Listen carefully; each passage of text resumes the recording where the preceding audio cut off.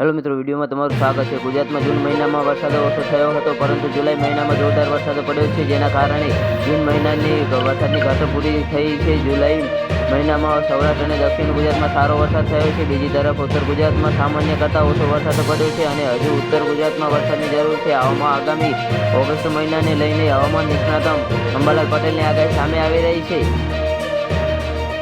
તો જી હા મિત્રો, વિડીયોમાં બન્યા રહેજો। હવામાન નિષ્ણાત અંબાલાલ પટેલે 1632 ગુજરાતી ન્યૂઝ સાથે વાત કરતા જણાવ્યું છે કે 28 થી 29 જુલાઈએ ગુજરાતના ભાગોમાં ભારે વરસાદ રહેશે। મધ્ય ગુજરાત, સૌરાષ્ટ્ર, દક્ષિણ ગુજરાતના ભાગોમાં ભારે વરસાદની શક્યતાઓ રહેશે। ઉત્તર ગુજરાતના ભાગોમાં વરસાદની શક્યતા રહેશે।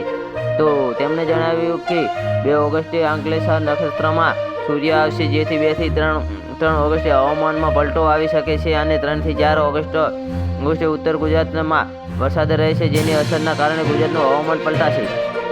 તો જે હા મિત્રો, 6 થી 7 ઓગસ્ટે બીજી સિસ્ટમ બનતા મધ્યપ્રદેશ સુધી વરસાદ આવતા ગુજરાતના ઘણા ભાગોમાં સારો વરસાદ થશે। અમુક ભાગોમાં ભારે વરસાદની શક્યતા રહેશે। 10 થી 12 ઓગસ્ટે ગુજરાતના ભાગોમાં સારો વરસાદ થવાની શક્યતા છે। તો 14 થી 16 ઓગસ્ટે દક્ષિણ ગુજરાતના ભાગોમાં વરસાદની શક્યતા રહેશે। 16 થી 18 ઓગસ્ટે સૌરાષ્ટ્રના સહિત ઘણા ભાગોમાં વરસાદ થશે। 19 થી 22 ઓગસ્ટે વરસાદી ઝાપટા પડશે।